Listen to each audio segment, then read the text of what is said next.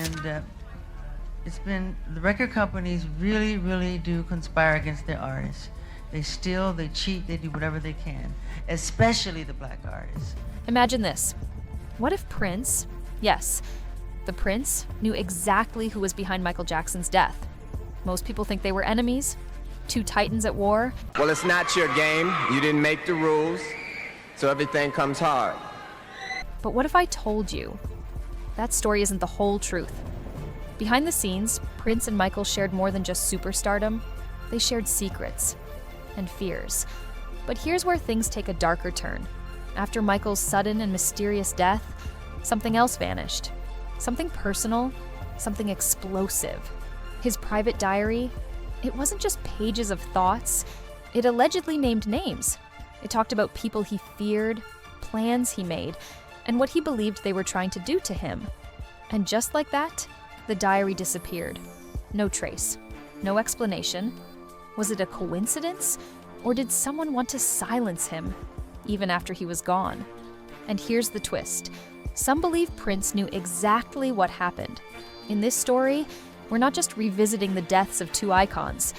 We're diving into what they feared, what they fought against, and the chilling connections that tie it all together. Stay close, because once you see what was hiding behind the music, you might never hear it the same way again. In 2009, the world lost one of the most iconic performers of all time. Michael Jackson was just 50 years old, preparing for what was meant to be the greatest comeback in music history, the This Is It tour.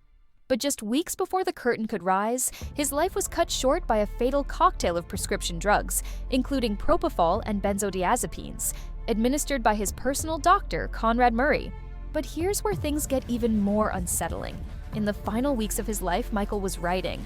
Not lyrics, not melodies, a private diary, one that no one was supposed to read. A journal filled with dreams, confessions, plans, and warnings. He wrote about his desire to be remembered far beyond the stage, to be a legend on the silver screen. He envisioned a Broadway production about his life. He wanted to become a multi-billionaire entertainer, actor, and director. He even had plans to launch his own line of branded merchandise. Cookies, soda, everything. And when it came to money, Michael dreamed big. He jotted down goals of earning $20 million a week. To get there, he imagined Cirque du Soleil-style shows and high-profile partnerships with companies like Nike. But beneath the ambition, there was something darker. The diary revealed something terrifying. Michael believed someone was out to get him. People constantly told me, "Latoya, if I die, they're gonna murder me, they're gonna kill me." He felt stalked, hunted. In his own words, evil people everywhere.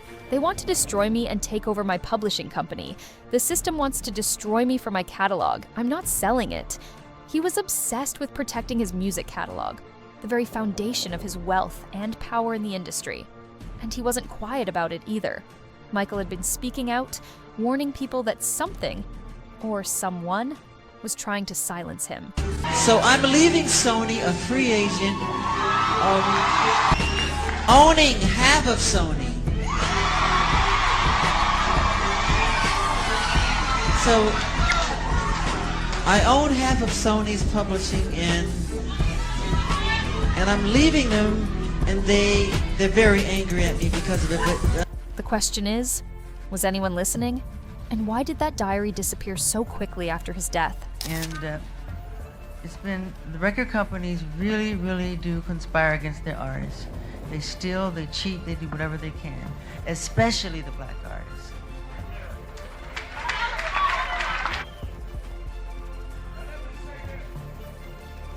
Sony, Tommy Mottola. Tommy Mottola is the president of the record division. He is he's a racist, and he's very devilish.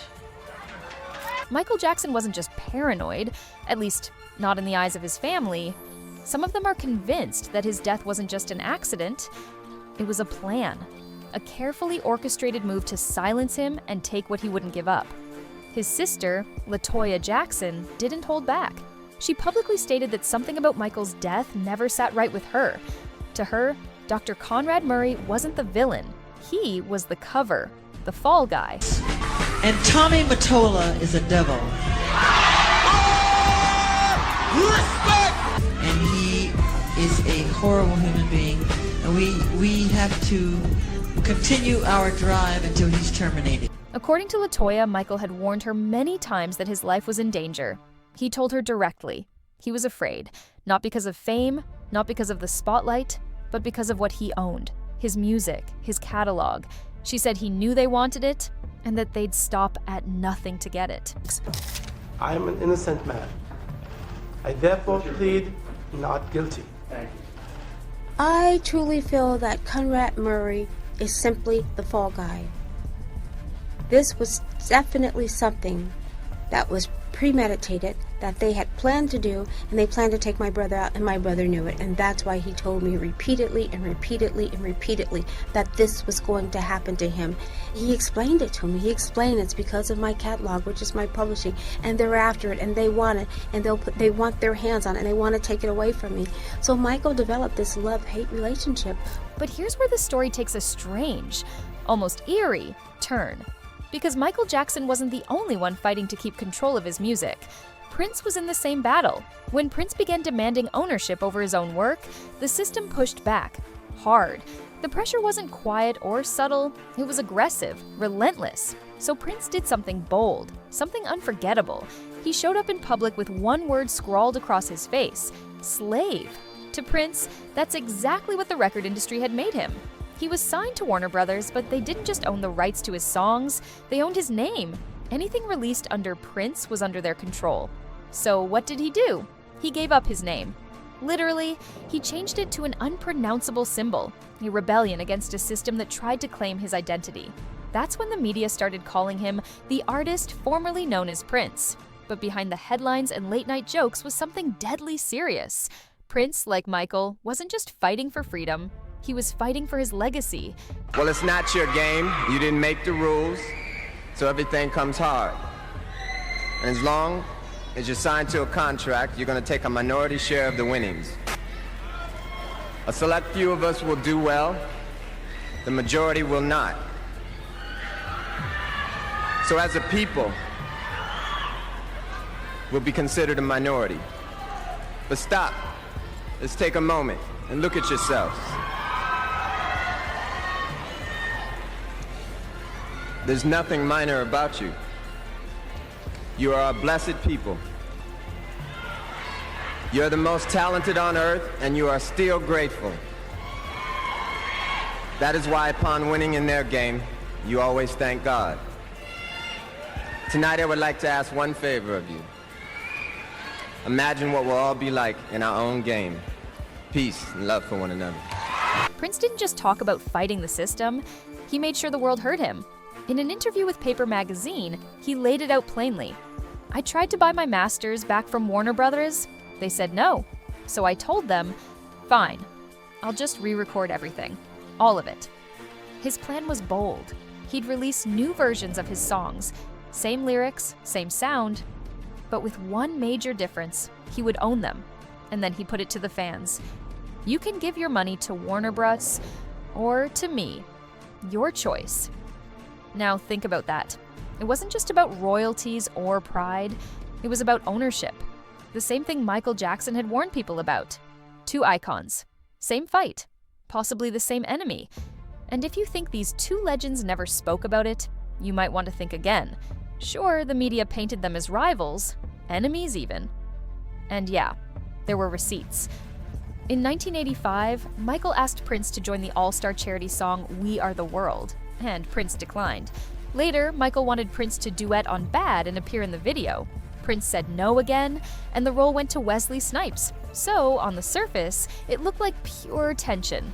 But behind closed doors, there's growing belief that Prince and Michael were actually allies, connected by the same struggle and sharing truths the public never saw.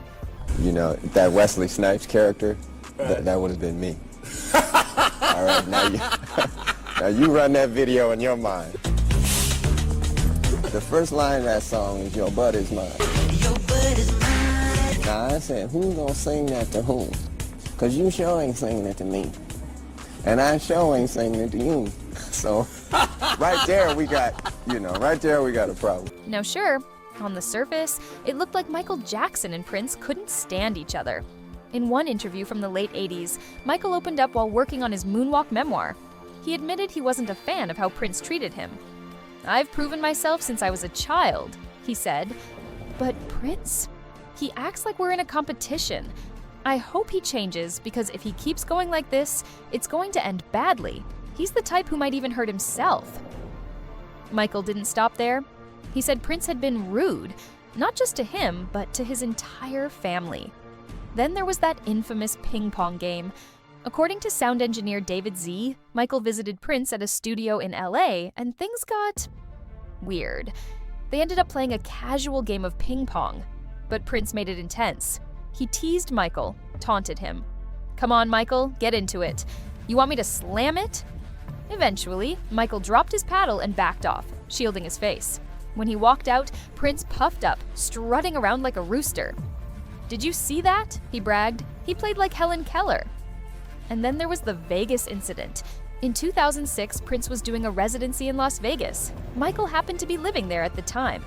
Thanks to mutual friend Will.I.am, Michael quietly slipped into the audience during one of Prince's shows. Prince noticed. During the performance, he stepped off the stage, walked straight into the crowd with his bass guitar, and aggressively slapped it just inches from Michael's face.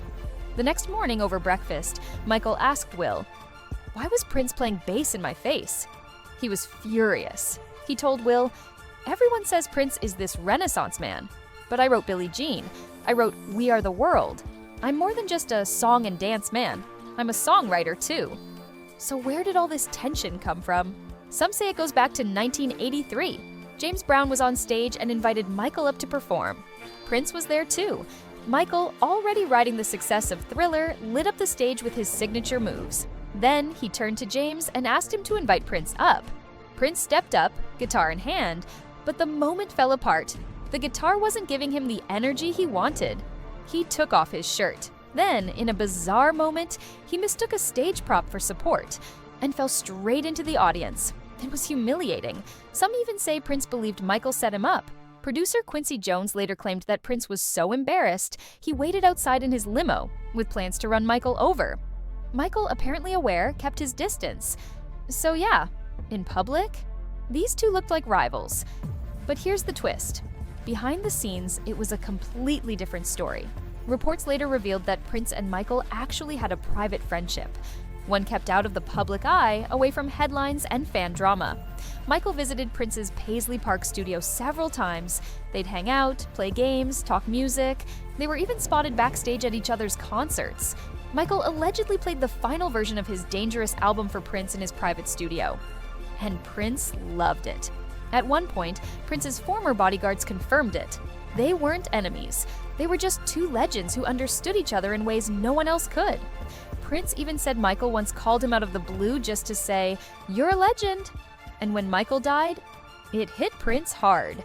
So hard that, according to broadcaster Tavis Smiley, Prince canceled all his rehearsals, locked himself in his bedroom for days, and refused to speak to anyone.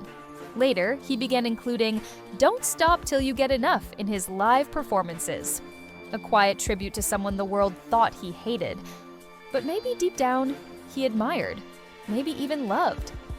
I've never said this publicly. When the news came that Michael had died, Prince was in rehearsal at Paisley Park. Prince cancels rehearsals, sent the band home, and for days locked himself in his bedroom and wouldn't come out and really didn't talk to people. When you look at how deeply Michael's death affected Prince, you have to wonder, did Michael share more with him than we ever realized? Behind the fame, the screaming fans, and the sold-out arenas, these weren't just superstars. They were men. Men who had seen things. Men who were trying to warn us. And maybe Prince was listening. Maybe he understood that what happened to Michael could one day happen to him. Because let's not ignore the facts. Michael Jackson died just days before his big comeback. Prince, by all reports, was healthy and full of energy. Then, out of nowhere, a sudden overdose. Both gone. Both under very strange circumstances. And in the days leading up to their deaths, people close to them said the same thing. They seemed afraid. So the question is, afraid of who? And more importantly, Who had something to gain by silencing their voices forever? We know Michael had a secret diary, and that it disappeared. But what if Prince left something behind too?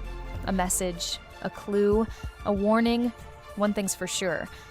These two legends weren't just fighting for art or money, they were fighting for the truth. And I don't think it's a coincidence that they're both gone. But what do you think really happened?